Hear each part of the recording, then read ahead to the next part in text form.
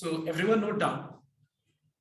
In today's class will be starting actually as it is class 2. I mean, it is class 12, but then also we are still doing the topic of class 11. That is, we will try to cover the topics of differentiation from class 11 syllabus. Because I'll be starting everything from the scratch. मतलब ये सोच के हम लोग start नहीं करने वाला कि ये तो क्लास 11 में ये आता होगा, नहीं. हम ये सोच के हर एक टॉपिक को स्टार्ट करेंगे कि तुमको कुछ नहीं आता. Okay? So that's why I'm going to start differentiation एकदम fresh, but I'm not going to discuss what is the meaning of differentiation, because in class 12, if we see this topic differentiation, actually we have got the first part, that is how to differentiate, and the second part is the application of differentiation. Clear? तो पहले सीखेंगे हम लोग कि differentiate किया कैसे जाता है, उसके बाद नेक्स्ट पार्ट में कि एप्लीकेशन क्या होता है डिफरेंशिएशन का. और हमारा क्लास 12 में हर एक चैप्टर के पीछे 3 ऑब्जेक्टिव होगा जानना.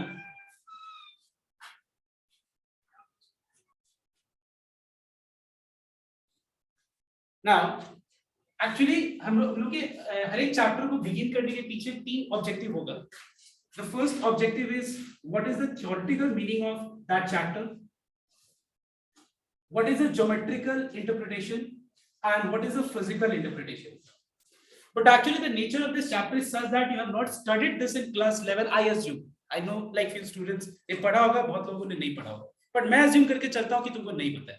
तो मैं पहले क्या चाहता हूँ कि पहले मैं तुमको ये बता दूं कि how to differentiate, and after you know how to differentiate, then I'll be explaining you all these 3 things कि ये meaning क्या है actually differentiation का.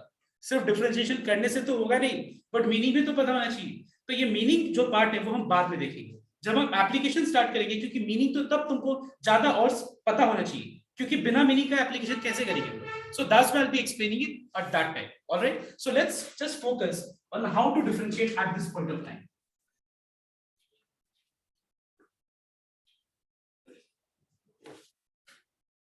So suppose the first question is y equal to, let's say 5x cube minus 7x square plus 8x minus 9. Suppose this is the question, okay? And you are asked to find out dy by dx. और question में ये बोला गया है कि differentiate the process of different derivative का जो process होता है उसको क्या बोलते हैं हम लोग?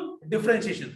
So find the derivative, मतलब एक ही बात है, differentiation ही है. ये पूरा चैप्टर का नाम है differentiation, मतलब प्रोसेस का नाम है. Process of derivative is called what? Differentiation. Okay? तो ध्यान से नोट करना, यहाँ पे हमको ये y इक्वल टू दिया हुआ है और हम लोग को निकालना है dy by dx. So in order to differentiate and get dy by dx, there are certain formula जो कि तुमने कॉपी में लिखा है, उस फॉर्मूला को निकाल के रखो. So here will be applying the first formula, ध्यान देना, that is ddx of x to the power n, and ddx of x to the power n is n into x to the power n minus 1. हाँ, यहाँ पे तुमको ये चीज को note करने का बहुत जरूरत है. वो क्या देखना एक बार,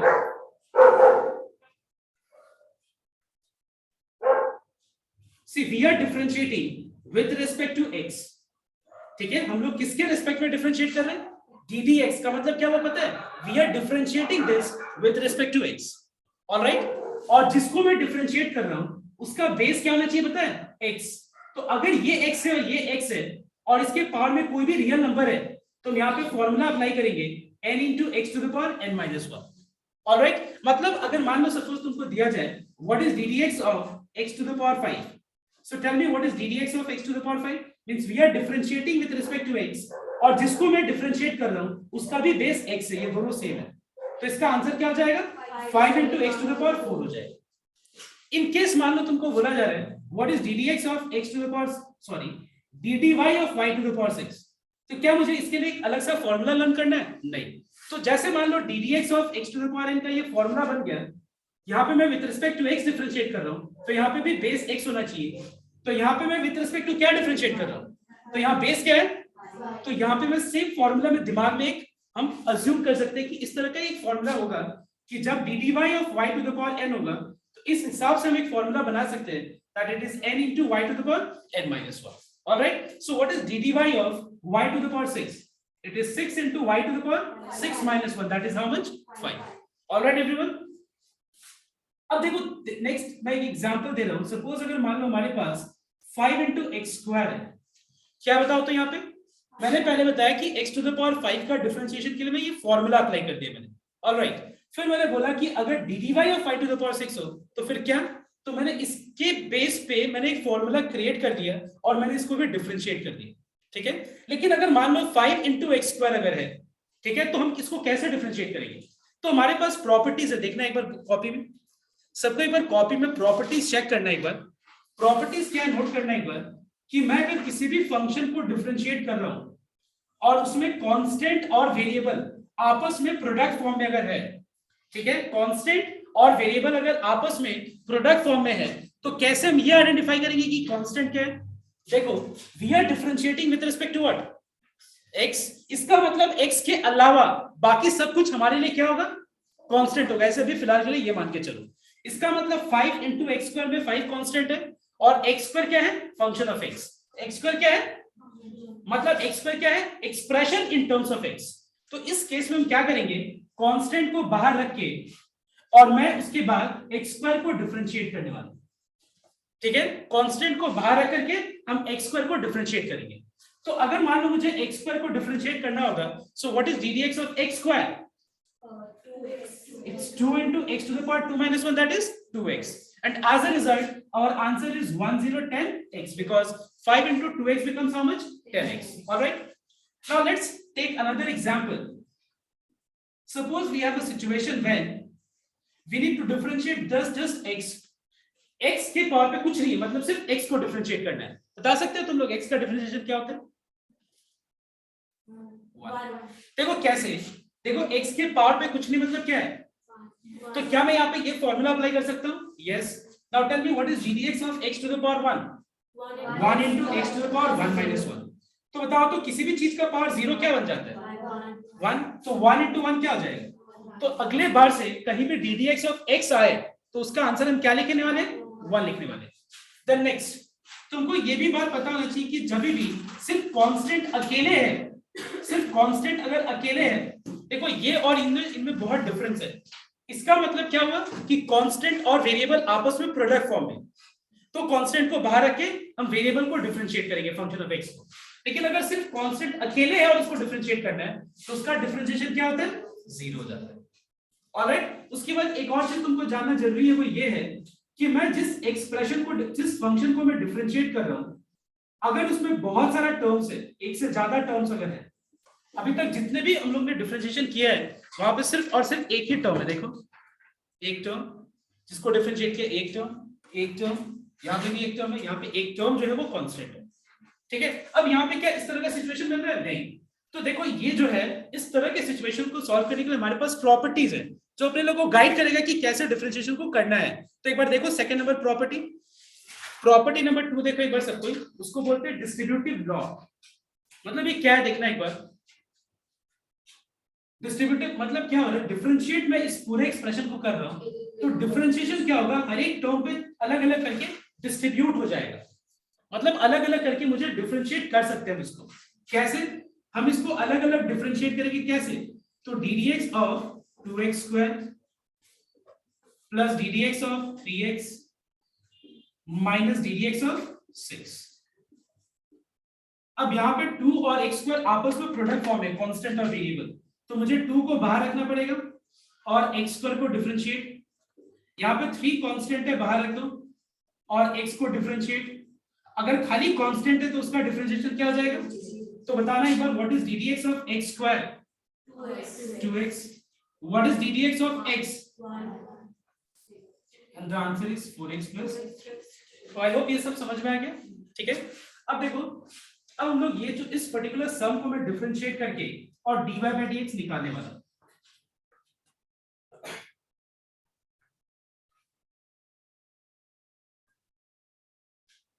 सो डिफरेंशिएशन का मतलब यहाँ पे हमको डिफरेंशिएट करके dy by dx निकालना है. मतलब मुझे यहाँ पे डिफरेंशिएट करना है y को, WRT का मतलब क्या होता है, विद रेस्पेक्ट टू. ठीक है, मुझे डिफरेंशिएट करना है y को with respect to x. So we will get d d x of y. और मुझे बताओ वाई क्या है, बताओ तो। एक एक्सप्रेशन है जिसमें क्या एक टर्म है, दो टर्म है, नहीं बहुत सारा, मतलब कितना टर्म्स है, 4 टर्म्स है। तो यहाँ पे मुझे y को जिसको डिफरेंशिएट करना है उसमें बहुत सारा टर्म्स है। तो तुमको पता है कि डिफरेंशिएशन जिसको हम कर रहे हैं उसमें अगर एक से ज्यादा टर्म है तो डिफरेंशिएट हम कैसे करते हैं, हर एक टर्म को अलग अलग करके हम डिफरेंशिएट करते हैं। तो यहाँ पे हम क्या करेंगे, differentiation of first term that is 5x cube minus ddx of second term that is 7x square, ddx of third term that is 8x, and last ddx of 9. Now ddx of y is written as dy by dx. Please note down everyone. ddx of y को हम क्या लिखेंगे बताओ तो, dy by dx. ये dy by dx क्या बताता है, ये बता रहा है कि हम लोग राइट साइड में कर क्या है, हम लोग राइट साइड में क्या लिख रहे हैं बताओ तो, क्या कर रहे हैं, डिफरेंशिएट कर रहे हैं किसको, y को विद रिस्पेक्ट टू x। तो यहाँ पे 5 कांस्टेंट से बाहर रख देते हूँ और हम x क्यूब को डिफरेंशिएट करेंगे।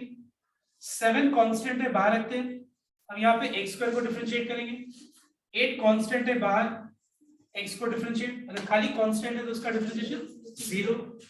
Now tell me what is ddx of x cube, what is ddx of x square, what is ddx of x, and so the answer is 15x square minus 14x plus 8. This is dy by dx. I hope you understood everyone. Okay. Now based on this similar concept और एकदम बहुत ही simple level में मैं एक सम दे रहा हूँ, I want everyone to try this sum. Try this. तो यहाँ पे dy by dx क्या मिल रहा है बताओ एक बार, 30 to the power 5 minus 21x square plus 8.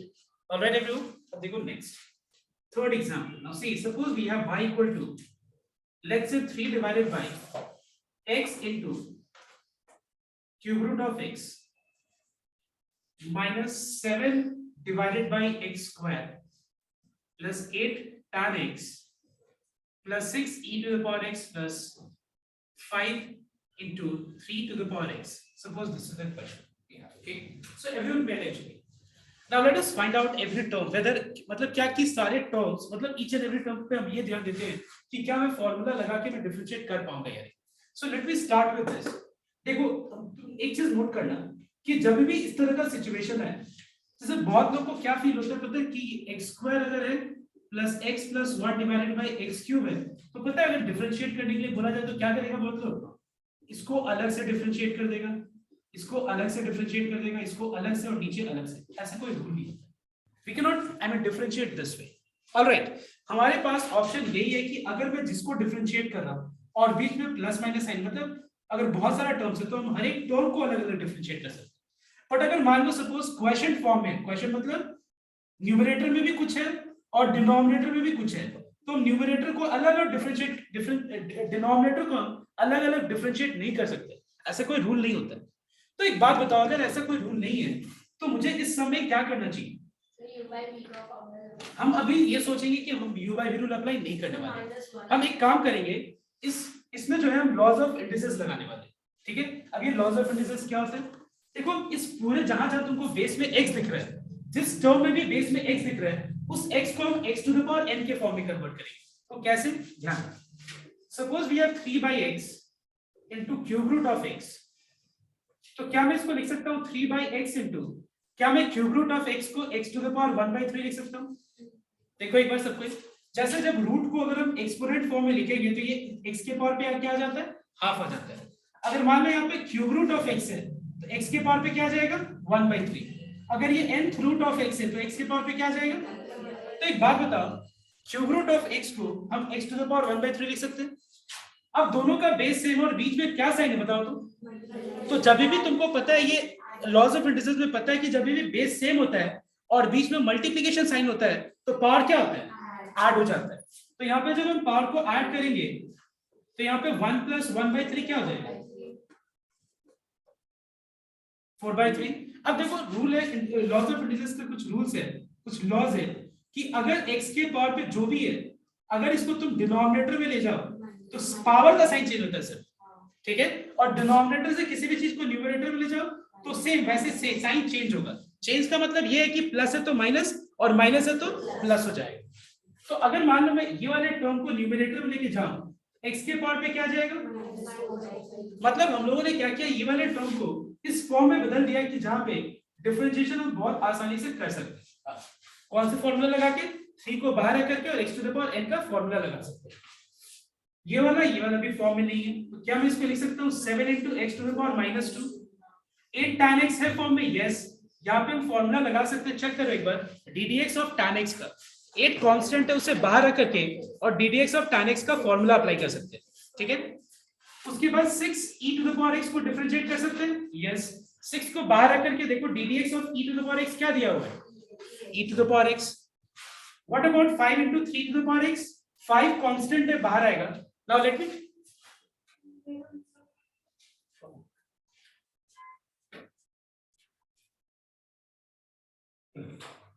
तो ध्यान देना एक बार। Now let me explain you the difference between the formula ddx of a to the power x and ddx of e to the power x. Okay, please note down very carefully. Suppose if you have ddx of a to the power x, now what does a denotes? A denotes any constant. Alright everyone, a क्या denote करता है बताओ तो?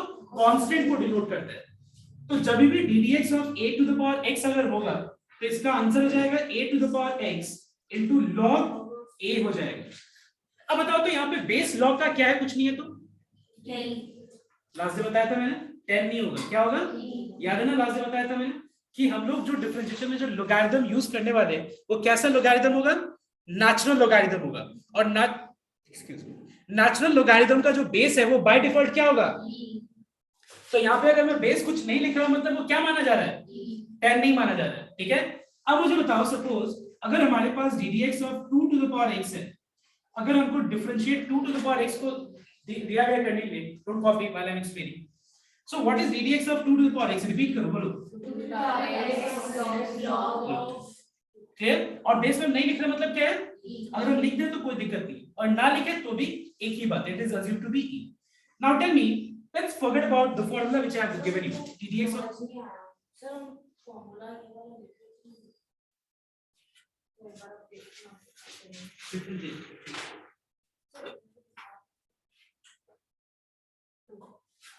ठीक है ना।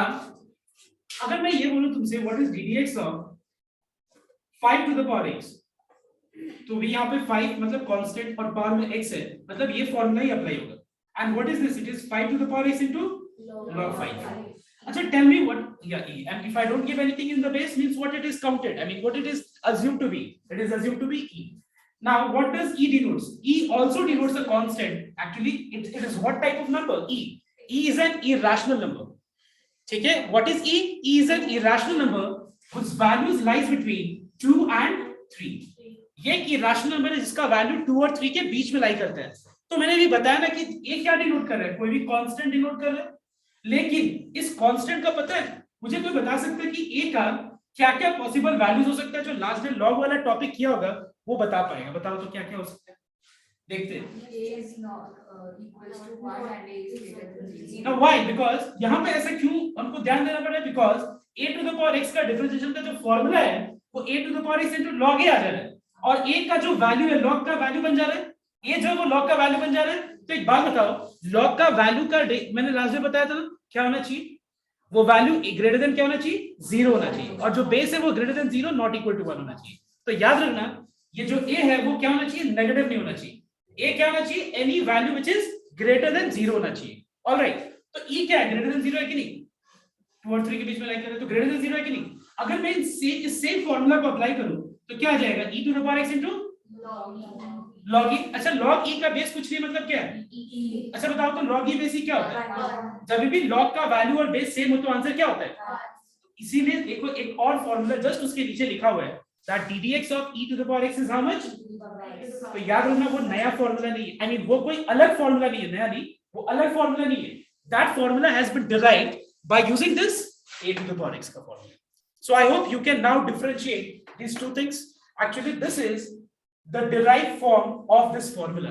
As we find that e to the power x का derivative e to the power x ही रह जा रहा है, तो इसको मैंने एक फॉर्मूला बना दी।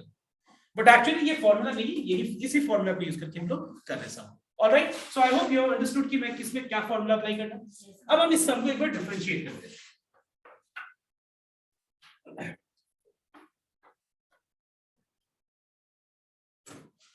So now I'll be writing differentiating y with respect to x. All right. अब हमको यहाँ पे निकालना है dy by dx. तो dy by dx निकालने के लिए मैं y को डिफरेंशिएट करूंगा with respect to x. ये हो गया तुम्हारा ddx of y. अब y क्या है बताओ तो? y एक एक्सप्रेशन है जिसमें 1 2 3 4 कितने टर्म्स हैं? 5 टर्म्स। ऑलराइट, कितने टर्म्स है बताओ तो? गिन के 5 टर्म्स है। तो अभी मैंने बताया था कि हम लोग कैसे डिफरेंशिएट करते हैं, सारे टर्म्स को अलग अलग डिफरेंशिएट करते हैं। कब डिफरेंशिएट करते हैं अलग अलग? जब बहुत सारा टर्म्स होगा तो, ठीक है। और यहाँ पे कैसे डिफरेंशिएट करेंगे? इसको अलग से, माइनस इसको अलग से, फिर इसको अलग से। और इस वाले केस में जो है 3 कांस्टेंट है, तो हम क्या करेंगे बताओ तो? बाहर रख करके और हम x to the power 4 minus 4/3 को डिफरेंशिएट करेंगे। तो आई थिंक ये वाला स्टेप समझ में आया सबको। मैं एक्चुअली एक स्टेप शो करता क्या, 6 3 अंदर रख के, फिर नेक्स्ट स्टेप में 3 को बाहर रखता। अब तुमको क्योंकि पता है इस प्रीवियस सम में, तो मैं यहाँ पे वो स्टेप को स्किप कर दिया। ऑलराइट, उसके बाद ये हो गया 7 कांस्टेंट है बाहर, ddx of x to the power -2। यहाँ पे 8 कांस्टेंट है बाहर, ddx ऑफ tan x। यहाँ पे 6 कांस्टेंट है बाहर, ddx ऑफ e to the power x। और लास्ट में 5 है, तो खाली कांस्टेंट है तो क्या मैं उसको अकेले उसका डेरिवेटिव 0 कर सकता हूं? ठीक है, मुझे स्टेप दिखाने की जरूरत नहीं है इस वाले में, क्योंकि ddx ऑफ कांस्टेंट क्या हो जाता है? समझ में आ सबको को? अब देखो नेक्स्ट ddx ऑफ y बन जाएगा dy by dx। अब मुझे एक बात बताओ, तुम लोग से मैं एक क्वेश्चन पूछूंगा, ध्यान देना। What is the value of 5? अच्छा बताओ तो इसका मतलब इनटू है या -5 - 6 है? बताओ तो। 5 - 6 है, लेकिन एक्चुअली मेरे मन में क्या है पता है? मेरे मन में मेरे मन में है कि मैं इन दोनों को मल्टीप्लाई करना चाहता हूं। तो मन से तो नहीं होगा ना मेरा, या दिखाना भी तो पड़ेगा ना। तो यहाँ पे मुझे क्या देना चाहिए? ब्रैकेट देना चाहिए। याद रखना, जब भी हम लोग दो क्वांटिटीज को मल्टीप्लाई कर रहे हैं, एक नेगेटिव और दूसरा पॉजिटिव हो या दोनों नेगेटिव हो, तो हमेशा उस क्वांटिटीज को ब्रैकेट के अंदर रखना। अगर तुमको मल्टीप्लीकेशन को शो करना है, मल्टीप्लीकेशन नहीं शो करना है तो चलो ये मानेंगे 5 - 6 है। बट अगर तुम ये भी बताना चाहते हो कि हम सर मल्टीप्लाई करना चाहते हैं और ऐसे लिखोगे, तो हम नहीं मानेंगे इस बात को। अगर तुम यहाँ डॉट भी दो देखो तो यहाँ पे हम नहीं मानेंगे, बिकॉज यहाँ पे डॉट देने से भी इसका मतलब ये नहीं होता है कि वो 5 - 6 है। डॉट देने के बाद मुझे यहाँ पे ब्रैकेट भी देना चाहिए, तब ये क्या होता है बताओ तो? 5 into -6। So what is 5 into -6 now? This becomes -30. Now why I'm explaining you, ये वाले पार्ट को मैंने एक्सप्लेन क्यों किया? बिकॉज यहाँ पे ऐसा एक सिचुएशन आएगा ddx of x to the power n का। So what is ddx of x to the power n? Tell me. It is n x to the power n minus 1। ये सही है लिखने का तरीका? नहीं, ये ब्रैकेट के अंदर आएगा। क्यों? क्योंकि 3 और ये आपस में किस फॉर्म में है? प्रोडक्ट फॉर्म में। तो यहाँ पे मुझे ब्रैकेट देना चाहिए। उसके बाद यहाँ पे हो जाएगा -2 x to the power -2 - 1। What is ddx of tan x? What is ddx of e to the power x?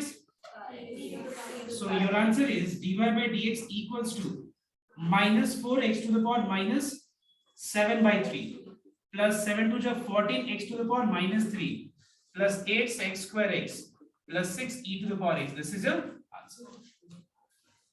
All right everyone, ठीक है। अब मैं एक बार इसके ऊपर ही बेस में एक सम दे रहा हूं, तुम लोग अभी करोगे, इसको पहले कॉपी कर लो, ठीक है। And that is sum of 4।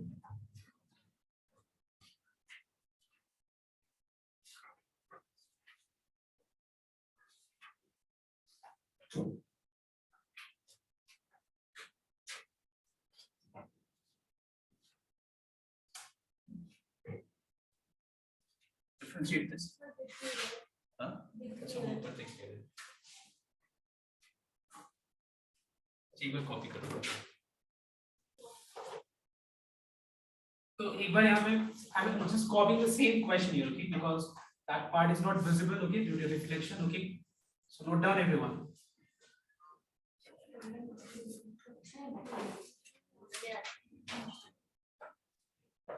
All right, let's do that.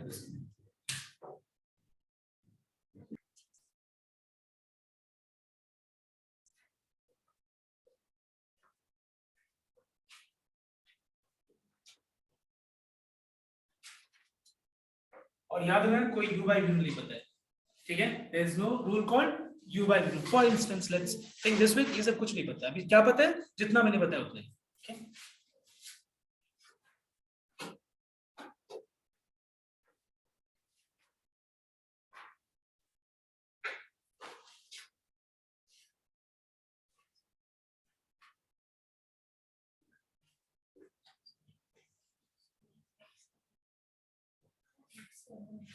ये 6 into 6 to the power x, okay, in the first one, okay, पहला वाला को एक बार ध्यान देना, ये 3x by root x, okay, तो मैं 3x by root x को 3x root x को हम लोग x to the power half लिख लेंगे।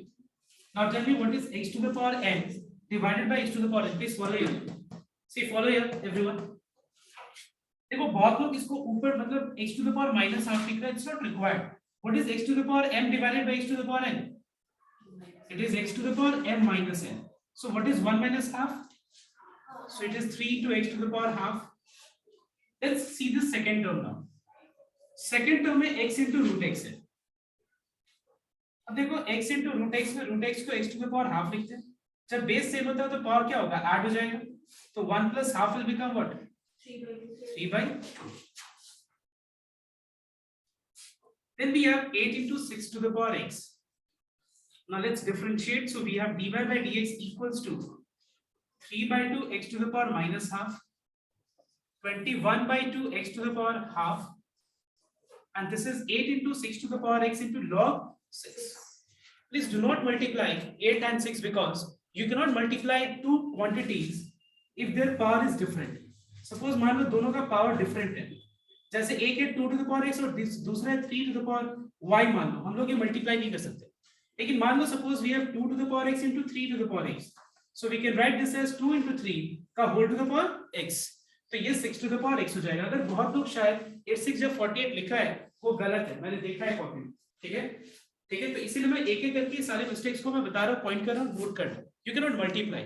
ऑलराइट, जैसे मान लो सपोज 2 into 3 स्क्वायर है, तो क्या मैं इसको 6 स्क्वायर लिख सकता हूँ? गलत है कि नहीं? बिकॉज़ 3 का स्क्वायर कितना होता है 9 टू जन, और यहाँ पे 6 का स्क्वायर कितना होता है, दोनों सेम है, तो याद रखना ये हम लोग कभी भी मल्टीप्लाई नहीं कर सकते अगर पावर दोनों का डिफरेंट है।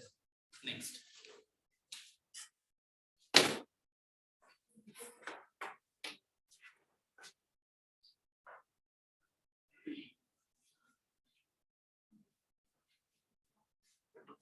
अब देखो सेकंड वाला में हम क्या करेंगे, देखो एक बार क्वेश्चन नंबर 5 में सबसे पहला पॉइंट यहाँ पे cube root of x square है।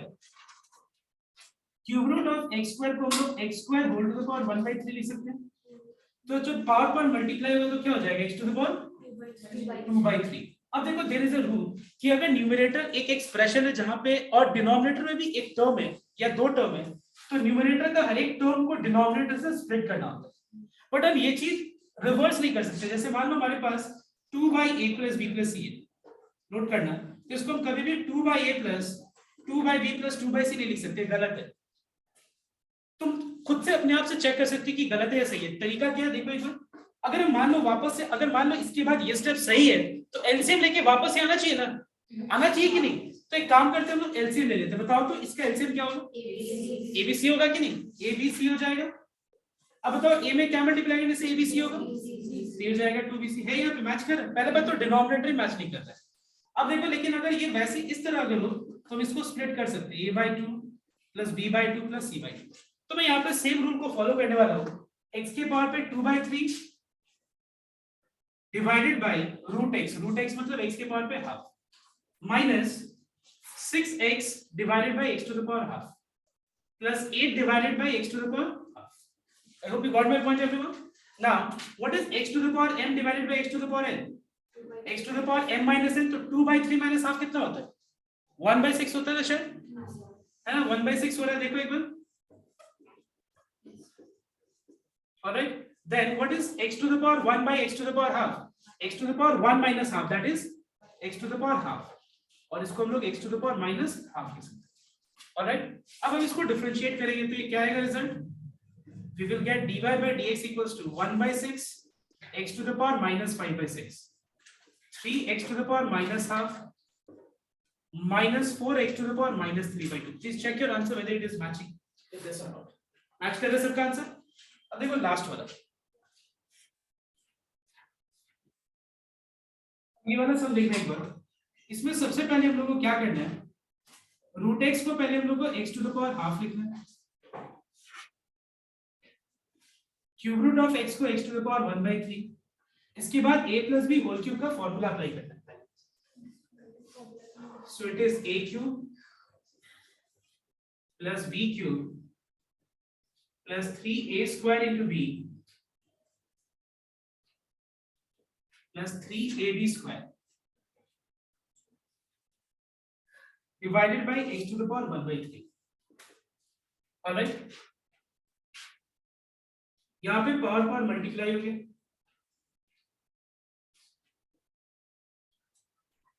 यहाँ पे पावर मल्टीप्लाई होगा तो बताओ तो हाफ इंटू 2 कितना होता है 1, x इंटू x कितना हो जाएगा, समझ में मैंने क्या बोला, देखो x to the power half का होल स्क्वायर ये x हो जाएगा एंड इंटू x कितना हो जाएगा 3x स्क्वायर।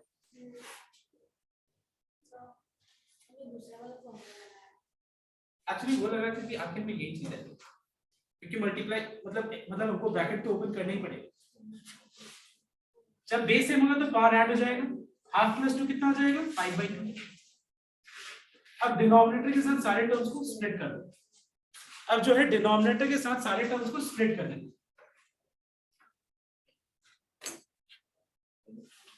तो ये हो जाएगा x to the power 3/2 by x to the power 1/3, x cube divided by x to the power 1/3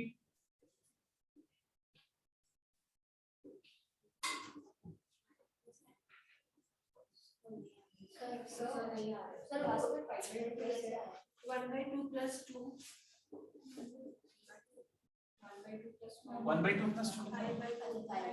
LCM ले लो, 1 1 जा 1 2 2 जा 4 5 2 1 जा 5/2।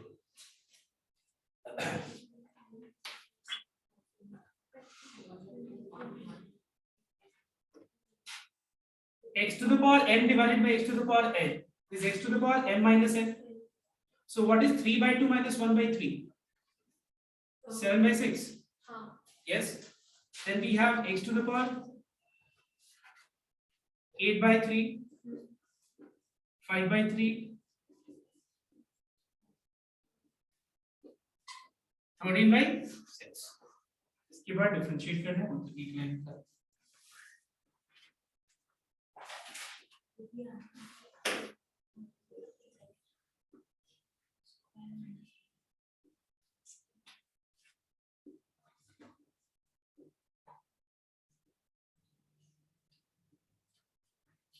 लास्ट वाला नहीं आया,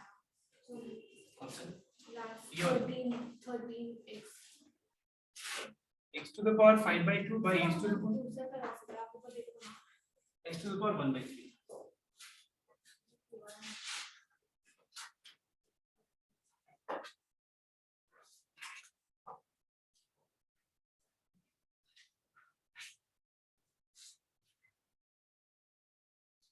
ऐसा तो होगा ही नहीं ना, पहले मुझे सारे टर्म्स को छोटे छोटे टर्म्स में ब्रेक करना होगा, पहले एक काम कर पहले पूरा को काटो।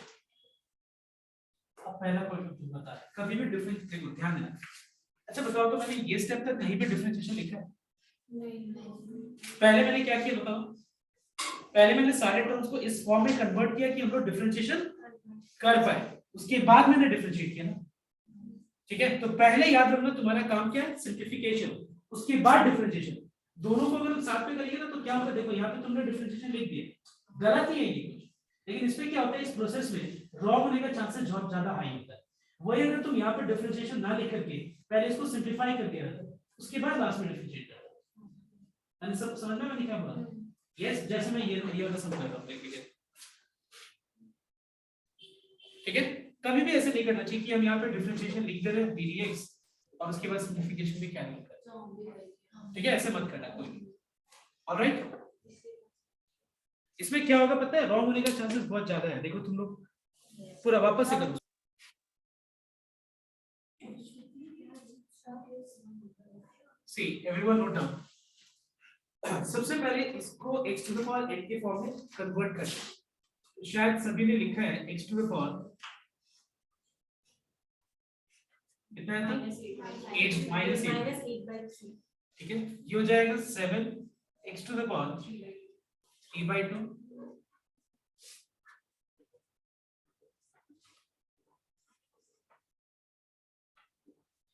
करेक्ट। अब इसको डिफरेंशिएट कर दो।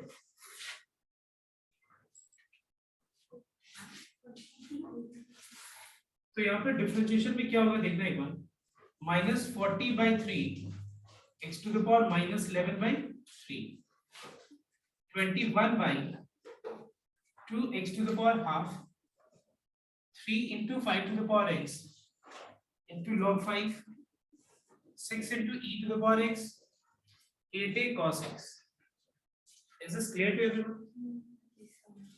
कपड़ा अगर किसी का डाउट है तो पूछो एक बार। किसी भी पार्ट में डाउट है ओके ठीक है ना। अब आगे देखना यू फिर भी हम लोग देखेंगे।